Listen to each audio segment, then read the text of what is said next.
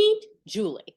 Julie is actually one of my private clients who is struggling with a very common phenomenon in my private client metabolic programs, where we're testing that the body will hold the weight loss and has corrected metabolic damage while bringing the calories back to very high levels. And if we've been doing our job properly, they get their calories between 2,000 and 3,000 calories a day, and their body holds the weight loss. But she's experiencing something that is really common.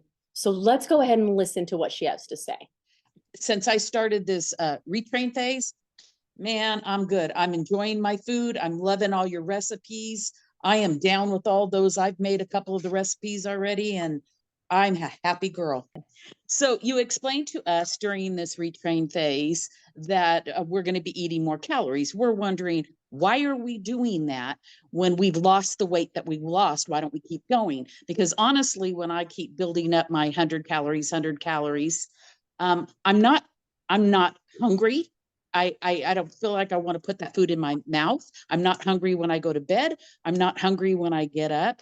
I don't understand how come at this point I'm just not eating. Like, let's say, what if it capped out at 1,700, where I wasn't sitting there going, oh, I can't do this food anymore. Can't I just stay at 17 instead of capping this out at 21, 22, 23, like you're saying? Yeah, no, you can't. And here's why. When I'm in retrain phase and I'm trying to bring the calories up, it's hard to eat all the food. Like, I feel like I'm force feeding myself at this point. The main reason that's happening is because, one, you've had metabolic correction. So your body can appropriately tell you when it's hungry and when it's full, where before that was hijacked by all these processed and ultra processed foods. So you would be eating even when you weren't physically in need of energy. You were eating because your brain was stimulated to eat more food. Now that's not happening. The foods I'm asking you to eat don't do that. So you're getting very strong signals from the body of when it's hungry and when it's full. And what you're noticing is it's never hungry, right? And it's because Mhm. it can easily get into and burn its body fat.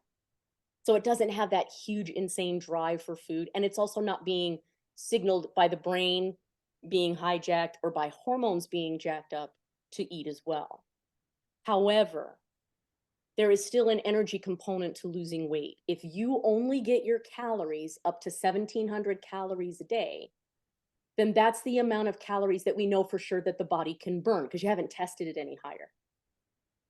So if you're only sitting, if your body's burning, as far as we've tested, only like, let's say 17 or 1,800 calories a day, and then you try to go back into losing more weight, and maybe you go down to like a 1,400 or a 1,300, which is usually a strong deficit, 14 or 1,300 calorie a day diet, there's not a lot of change. There's not a big deficit that's been created now. And so what you will see, and this is what a lot of people see, this is why I wanted to record it. What they'll see is the second time they go into the weight loss program that works so well the first time, it works like crap. And it's because their body hasn't been pushed back into normal calorie burn rates like it's supposed to. Does that make sense? Yeah. Well, one of the reasons I'm asking you to bring the calories that high in retrain is to test that those chemical and hormonal influences and inflammation, all those things that were driving the weight problem, are being corrected. That's one reason I'm testing. The other reason is I'm trying to prove to you that chances are, for the most part, the calorie part of your weight issue and your health issue was much smaller than you had originally believed. And the third one is, I know that most of my clients want to continue losing weight, and they've got to push the amount of calories they burn back up to normal and high levels, so that when they go back into the calorie deficit, the body will lose weight properly again.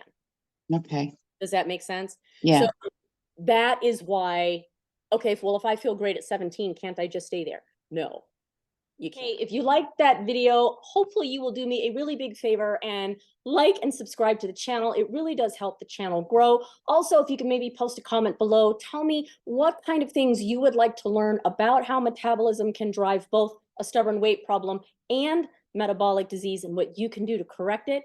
I'll be more than happy to look through those comments and try to get you the information you need so that you can get back to the weight you love, and a weight that will hold, and a body free from metabolic damage. I'll catch you in the next video.